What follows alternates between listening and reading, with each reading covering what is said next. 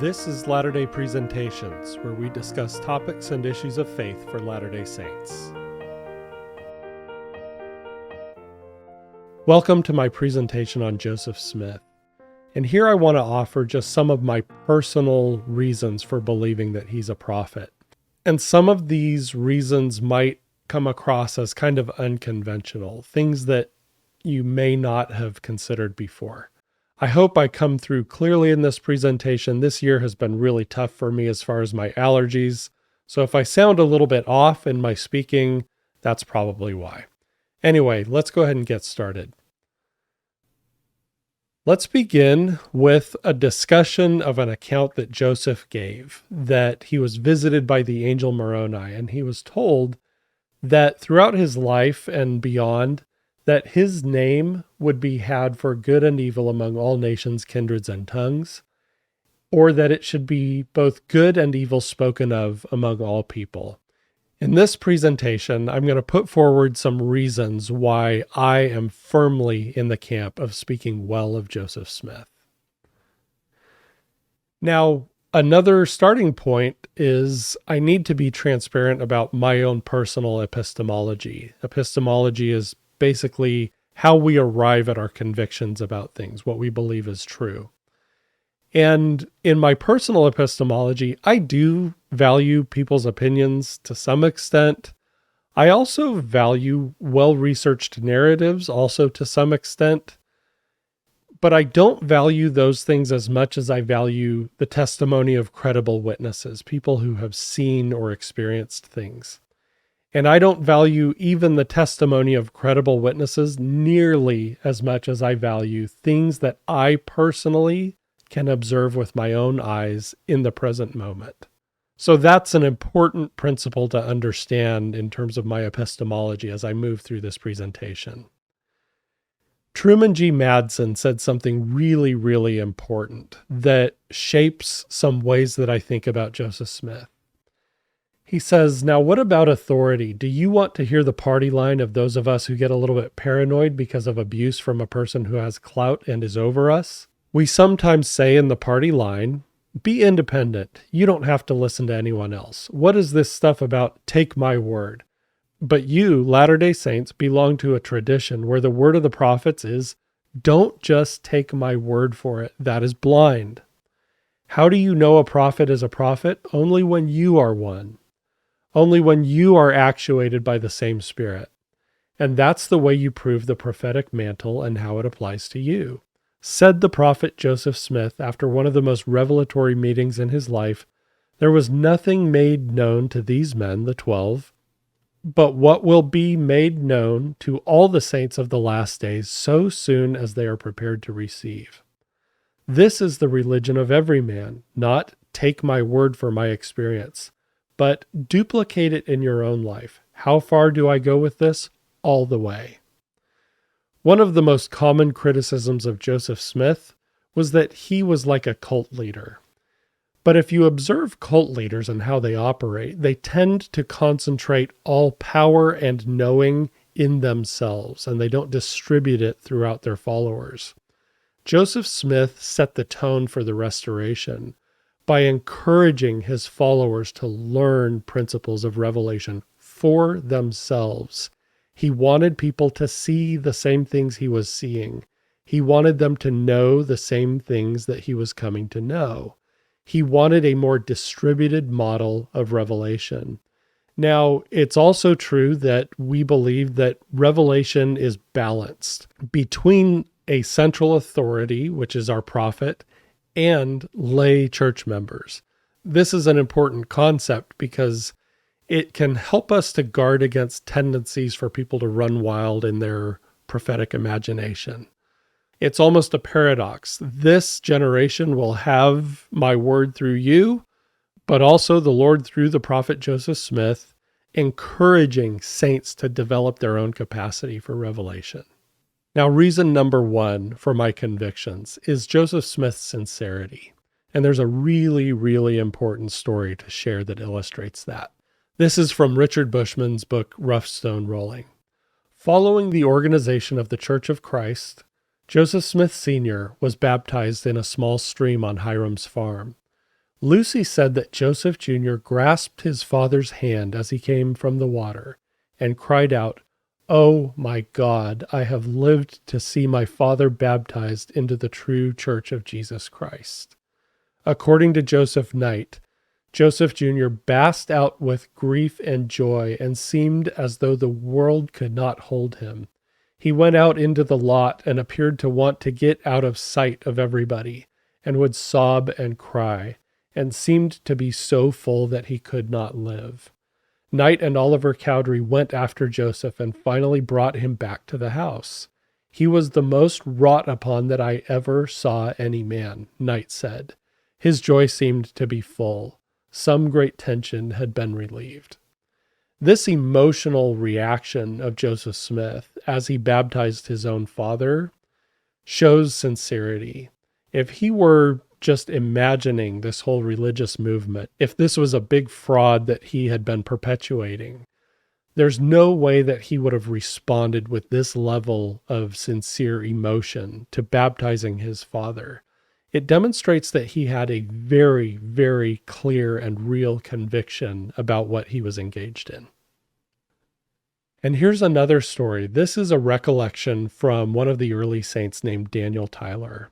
And this happened during a period of time that we call the Kirtland Troubles. It was a very difficult time for the church. He says, "At the time William Smith and others rebelled against the prophet, as recorded in his history, when the walls of the Kirtland Temple were raised but a few feet above the ground, I attended a meeting on the flats where Joseph presided. Entering the schoolhouse a little before meeting opened and gazing upon the man of God, I perceived sadness in his countenance and tears trickling down his cheeks. I naturally supposed the all-absorbing topic of the difficulty must be the cause. I was not mistaken. A few moments later a hymn was sung, and he opened the meeting by prayer. Instead, however, of facing the audience, he turned his back and bowed upon his knees facing the wall. This, I suppose, was done to hide his sorrow and tears. I had heard men and women pray, especially the former, from the most ignorant, both as to letters and intellect, to the most learned and eloquent, but never until then had I heard a man address his Maker as though he was present, listening as a kind father would listen to the sorrows of a dutiful child. Joseph was at that time unlearned, but that prayer, which was to a considerable extent in behalf of those who accused him of having gone astray and fallen into sin, that the Lord would forgive them and open their eyes that they might see aright. That prayer, I say, to my humble mind, partook of the learning and eloquence of heaven. There was no ostentation, no raising of the voice as by enthusiasm, but a plain conversational tone, as a man would address a present friend. It appeared to me as though, in case the veil were taken away, I could see the Lord standing, facing his humblest of all servants I had ever seen. Whether this was really the case, I cannot say. But one thing I can say. It was the crowning, so to speak, of all the prayers I ever heard. After the prayer, another hymn was sung. When Joseph arose and addressed the congregation, he spoke of his many troubles. And he said he often wondered why it was that he should have so much trouble in the house of his friends. And he wept as though his heart would break. Finally, he said, "The Lord once told me that if at any time I got into deep trouble and could see no way out of it, if I would prophesy in his name, he would fulfill my words." And added, "I prophesy in the name of the Lord that those who have thought I was in transgression shall have a testimony this night that I am clear and stand approved before the Lord." The next Sabbath, his brother William and several others made humble confessions before the public. What their testimonies were, I never knew. Here's a very clear account from an early church member of the raw sincerity of Joseph Smith as he faced some very severe challenges and betrayals in the Kirtland period. And here's reason number 2 for my convictions. And it is Joseph's inability to self-generate revelation. If Joseph Smith had been a fraud, then I imagine he would have just been able to make up revelations anytime he needed them. Let's read here, and this is covered in Terrell and Fiona Given's book, The Crucible of Doubt. 18th August. Dear brethren, in fellowship and love towards you, and with a broken heart, I take the pen to address you, but I know not what to say. My heart faints within me, and I feel to exclaim, O Lord, let the desire of my heart be felt and realize this moment. I verily know that Christ will speedily deliver Zion, for I have his immutable covenant that this shall be the case. But God is pleased to keep it from my eyes. The Givenses say, at this moment Joseph was 1,000 miles away in Kirtland, Ohio, beset by his own enemies and conspirators. The distance and impotence of his predicament were unbearable. Never at any time have I felt, as I now feel, that pure love for you, my brethren, the warmth and zeal for your safety, that we can scarcely hold our spirits. But wisdom, I trust, will keep us from madness and desperation. 3 months later, Joseph had received no heavenly insight into the dilemma. How far the mobs will be suffered to execute their threats we know not, he wrote a convert. The situation turned even more tragic. Beatings, burnings, and destruction forced the saints onto the unsheltered banks of the Missouri River ahead of the imposed deadline. As prophet and leader of his people, responsible for the deaths and suffering now unfolding, Joseph certainly felt he had a right, as never before, to a revelation clarifying the situation and giving him inspired direction, but the heavens were silent. Such answers, he lamented, I cannot learn from any communication by the Spirit to me. Of the reasons for their continuing plight, he added, I am ignorant, and the Lord will not show me. His prayers went up to God day and night, with not only his peace of mind at stake, but the life and death and welfare of hundreds. Yet all he could do was weep on their behalf, as silence met his anguished appeals. This is an amazing insight about Joseph Smith. If he had been a fraud, obviously, when they were in difficult situations, he could have just self-generated some revelations, made stuff up to comfort people, to flatter them, to bind them to him. But he had nothing during these periods of time when he most needed revelation. Many of us church members who are really striving to learn principles of revelation, we can relate to this.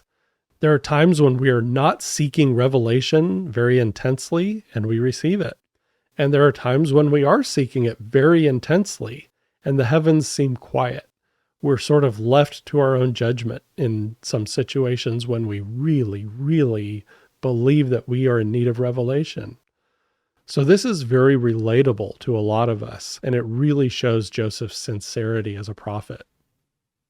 Reason number 3, divine rebuke. There are several passages in the Doctrine and Covenants and other writings from Joseph Smith where we learn of God actually rebuking him. And this is something that stood out to me as I was reading Saints for the first time.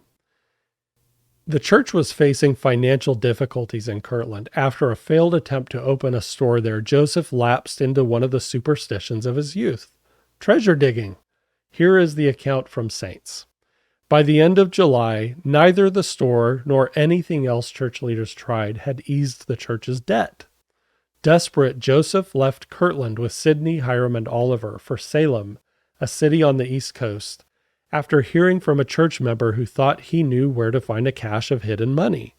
No money came of the lead when they arrived in the city, and Joseph turned to the Lord for guidance. Listen to what we hear in Doctrine and Covenants. I, the Lord your God, am not displeased with your coming on this journey, notwithstanding your follies, came the response. Concern not yourselves about your debts, for I will give you power to pay them. Concern not yourselves about Zion, for I will deal mercifully with her. Here you have a passage in Scripture where the Lord is telling Joseph that his behavior is ridiculous. It's kind of stupid. Going out on a treasure hunt to pay off the church's debts. And again, this is an example of something that really does not fit the narrative of Joseph's critics who portray him as a cult leader who was obsessed with image like other cult leaders are.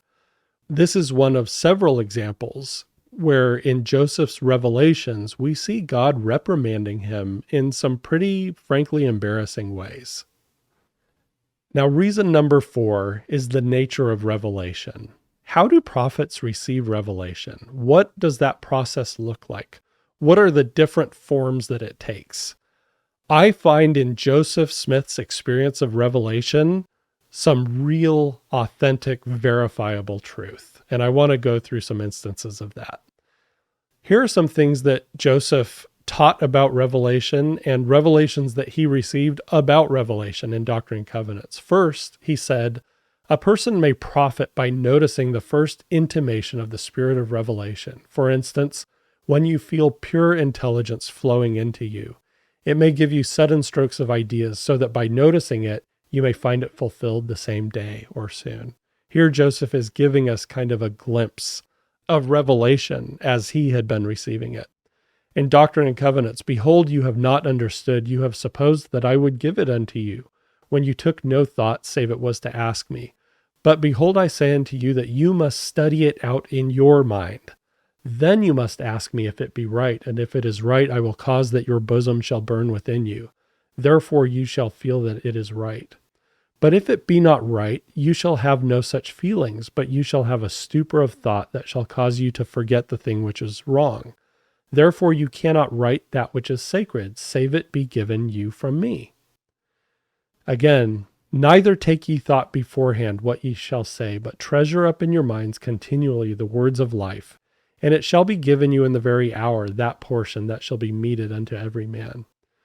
Here in these passages, we have some glimpses of how revelation works, the sudden strokes of intelligence, but also the human component of it, how we need to work to learn and treasure things up in our minds so that those can become the building blocks of revelation. And now let's look at a biblical example, and this is one that I point to in a lot of presentations that I do. Jeremiah 23 and Ezekiel 34 are chapters of scripture that have some language in common.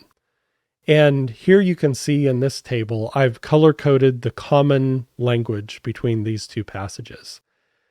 If you look at this, you might conclude that Ezekiel borrowed from Jeremiah. Ezekiel was the younger of the two, so biblical scholars often say that, well, since Ezekiel was younger, he probably heard the teachings of Jeremiah and either copied them or just remembered them.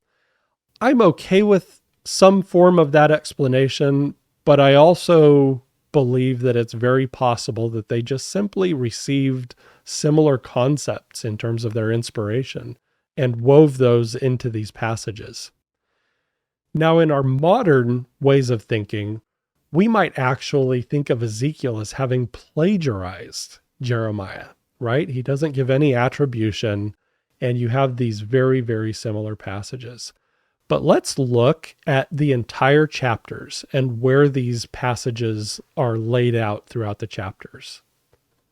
You can see that they're distributed in a way that does not look like copying. They're kind of random, and the chapters have a lot that is dissimilar between them. So again, this lends more credibility to the idea that these are simply building blocks and concepts that Ezekiel might have actually treasured up from Jeremiah before, and that came to him as he produced his own revelation. Think of that scripture, treasure up in your minds, and then it will be given you, right? That is what it looks like happened with Ezekiel. Or, again, it might have just been direct inspiration of similar concepts to both prophets independently. Those are both viable explanations for this. Joseph Smith, a lot of times when you read revelations that he produced, you can see that some of his mental building blocks in the expression of revelatory ideas were from concepts that he had treasured up, from studying scripture and really pondering the Word of God. So this definitely puts Joseph in company with biblical prophets in terms of how revelation was received and the forms that that process took. And here's another important concept in the nature of revelation. There's a very well-known story here in church history. Joseph's friend David Whitmer said that sometimes when the prophet would try to translate, he was spiritually blind and could not do it. Joseph explained that when that happened, it was because his mind dwelt too much on earthly things. One morning, the prophet was unhappy with his wife Emma over a household matter. When he went upstairs, where Oliver Cowdery and David Whitmer were waiting to continue with the translation, he still had a bad feeling about his wife in his heart. Joseph tried to translate, but not even a syllable of a word came to him, and he knew why. Joseph went downstairs and out into an orchard where he prayed to the Lord. After about an hour, Joseph returned to the house feeling humble and repentant. He asked Emma to forgive him for his lack of understanding. Then he went back upstairs where he was able to translate without any difficulty. David Whitmer also understood why the prophet couldn't translate just an hour before. He said, "Now we see how very strict the Lord is and how he requires the heart of a man to be just right in his sight before he can receive revelations from him." Again, this is not the behavior of a cult leader. This is not the behavior of a fraud. This is the behavior of somebody who actually has to abide by some very particular spiritual laws in order to produce revelation. And now I want to move into a different reason for my convictions about Joseph Smith, and that is the complexity of the Book of Mormon. I love this series of paragraphs from the Maxwell Institute version of the Book of Mormon. It says, some of the strongest evidences for the ancient origins of the text can be seen in its complicated narrative structure, which features flashbacks, embedded documents, year-by-year chronological markers through a century of judges, multiple wars, including one fought on two fronts simultaneously, scriptural quotations and exegesis, frequent intratextual allusions, editorial comment sections, sources in various plates and records, genealogical relationships, successions of rulers, parallel narratives, and literary devices such as poetry, allegory, and chiasmus. All of this, including nearly 200 named individuals, some 90 different place names, and about 700 geographical references, is handled virtually without contradiction or error. In fact, there are only 2 geographical mistakes in the entire book, one place name each at Alma 5126 and 536. The level of narrative consistency and coherence is all the more remarkable, since eyewitnesses in the original manuscript clearly show that the Book of Mormon's nearly 600 pages were transcribed from Joseph's rapid dictation as he looked into a seer stone, working without notes or books, over the course of just 3 months when he was 23 years old.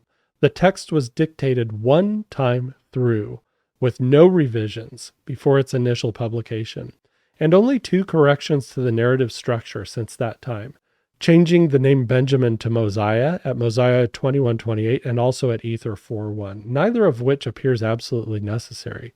The coherence and complexity of the text suggests that its ultimate origins were in a carefully composed written record, rather than in an extemporaneous oral performance by a talented storyteller working from a general mental outline.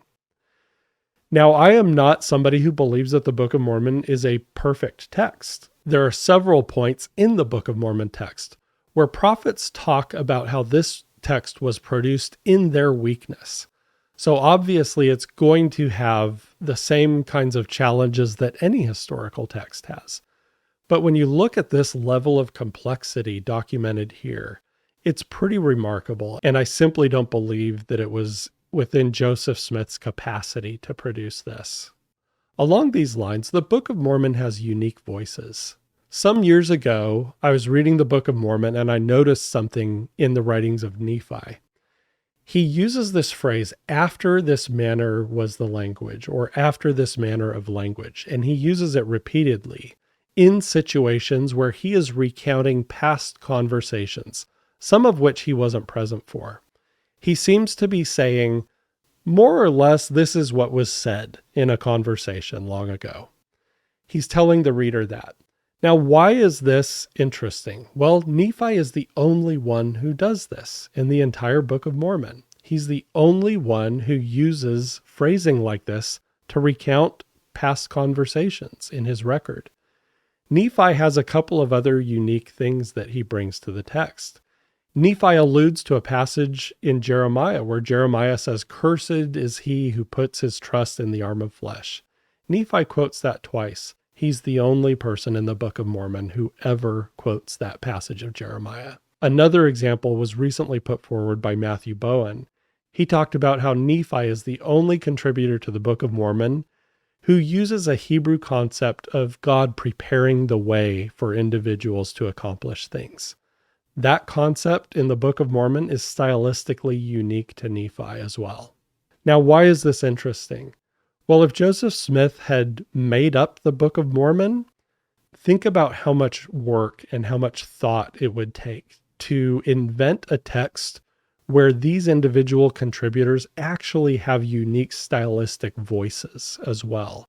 They don't just say things, they say things in particular ways that are unique to them. I don't believe that this is something Joseph Smith could have done. Now, another reason why I believe Joseph Smith was a prophet is there are parts of the Book of Mormon that give a really, really accurate glimpse of Christian religious psychology. In other words, the Book of Mormon describes people's responses to Christian faith. How do people behave, and what are some cognitive behaviors that they engage in when they really embrace Christian faith? And then also, how do people behave and what cognitive behaviors do they engage in when they abandon Christian faith? Both of those are described very accurately in the Book of Mormon. Here we have a passage in Alma where Alma talks about the expansion of people's understanding as they live the gospel, and then the contraction of their understanding as they reject the gospel. And here we have a passage in 3rd Nephi that talks about how a group of people became convinced of the gospel by observing signs and other phenomena, versus a group who were actually converted to the gospel. And there is a difference between convincing and conversion. That's a very, very important point of understanding in Christian religious psychology. And the text talks about how brittle and ephemeral was the faith of the people who were convinced versus how enduring and lasting and strong was the faith of the people who were authentically converted.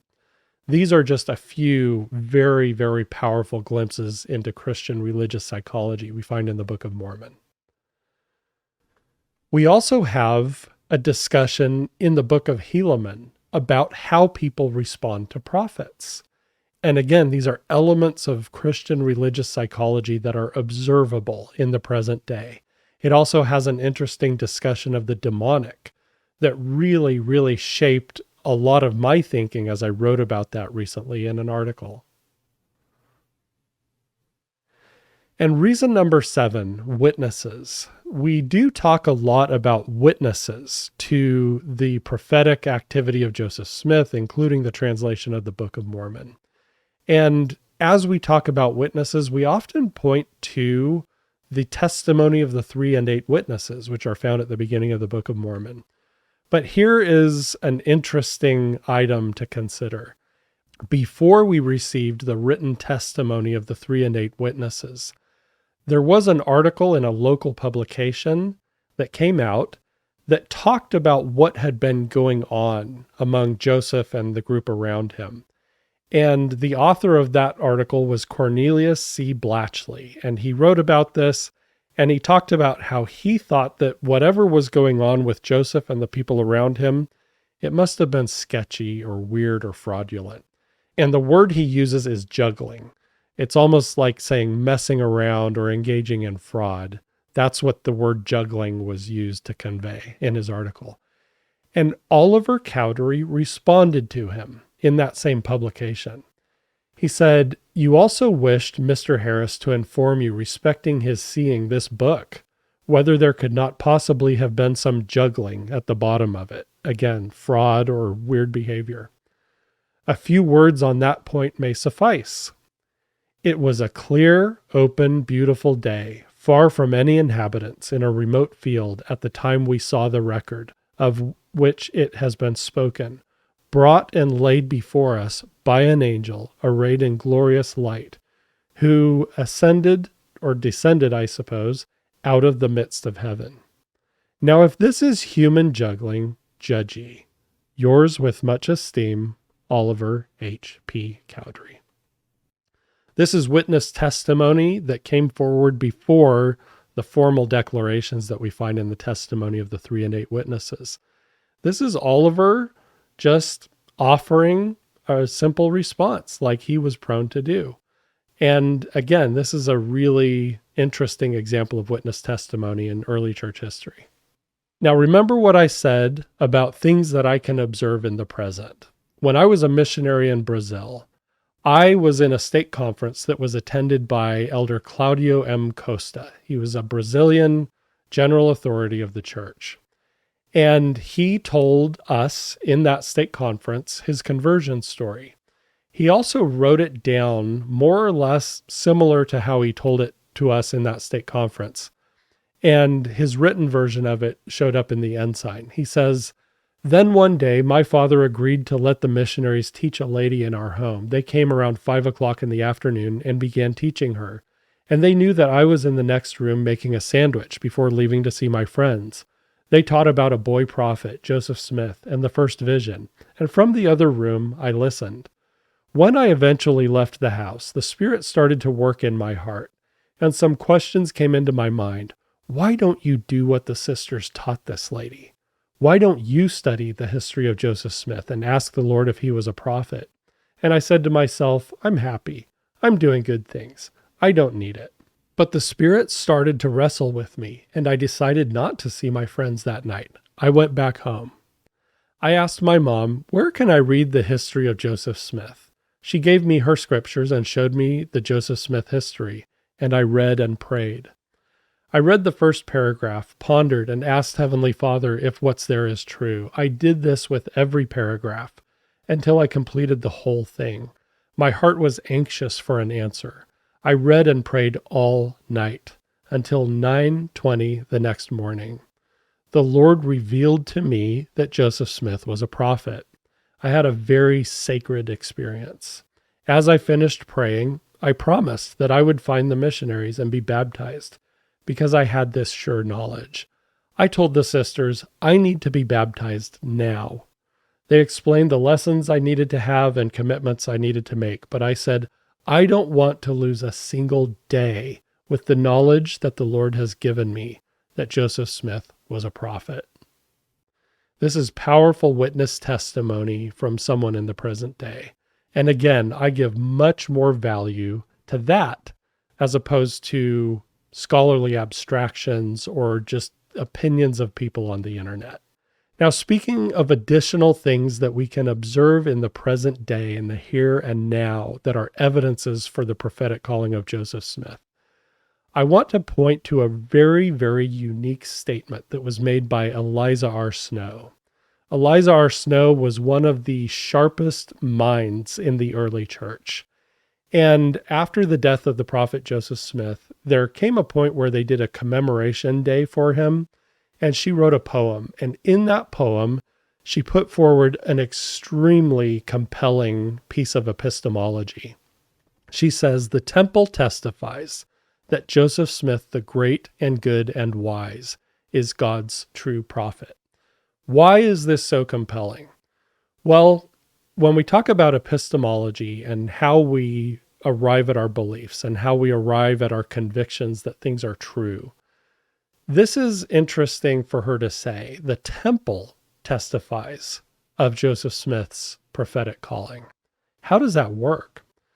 Joseph Smith, it's important to understand that much of his effort as a prophet was devoted toward the building of temples. He didn't build meeting houses. He didn't build little places of worship. It was very, very much focused on the temple. That was kind of a central theme in his work as a prophet. And so that places the temple in a very unique position. As Latter-day Saints, we would do well to find out what Joseph Smith believed about the temple. Why was he doing this? We sometimes just think of temples as places where we do ordinances for people who are alive and people who have passed on. But Joseph Smith had a much greater vision for what the temple actually is. And a lot of that is outlined in Doctrine and Covenants 109 in his dedicatory prayer for the Kirtland Temple. I highly recommend studying it. Joseph Smith believed particular things about the temple and how God's power would be manifest in it. If those things are operative in our day and age and verifiable by people who are in the temple, participating in temple work, then that absolutely validates Joseph Smith's calling as a prophet. This is an incredibly important point of Latter-day Saint epistemology that is offered here by Eliza R. Snow. God's involvement in our temple activities is something that we can verify right now ourselves in the present day. Now, here's a reason for my convictions about Joseph Smith, and you might find it kind of strange, but it has to do with the quality of his opposition. Remember, he says that Moroni said that his name would be had for good and evil, spoken of everywhere. Well, the people who speak evil of Joseph Smith, do they engage in real quality thinking? What is the quality of his opposition? In my slides on the authorship of Isaiah, I pointed to something interesting, and that is that we as a church have a sacred history. If you are a scholar, say a historian, our sacred history basically amounts to a theory that explains what happened with Joseph Smith. And that sacred history involves angels and plates and miracles and visions and revelation and all of that. But if you are a skeptic of those things and you generate your own theory, well, a lot of scholars have done that, and they've come up with alternative explanations. Some of them have said Joseph engaged in automatic writing, or that he was in a trance, or that he was a fraud, or that he memorized passages of the Book of Mormon and then recited them extemporaneously. Some have gone so far as to suggest that he and his followers were taking psychedelic mushrooms. So all of these are alternative theories to the one that we offer in our sacred history. And this is a problem for Joseph's detractors, because there is only one reality about what happened with Joseph Smith. So if scholars are able to come up with alternative theories that are very well documented, very well researched, very well argued, and those theories contradict each other, then mathematically what that really demonstrates is that scholars are really capable of just generating falsehood, even falsehood that, again, is well documented, well researched, well argued, but it's false. That shows that scholars have an immense capacity for imaginative generation of falsehood. And this is something that we see as a result of people's responses to Joseph Smith. Now, in my presentation on epistemology, I put forward some examples of statements that we sometimes use to claim that something is not true, right? Like it can't be confirmed to my satisfaction, or it doesn't reflect my personal experience, and so on and so forth. Those are things that do not automatically make something untrue. And if you want to really arrive at a sound basis for your belief or your convictions, you really have to employ a better epistemology than statements like these that don't really account for the role of our own paradigms, right?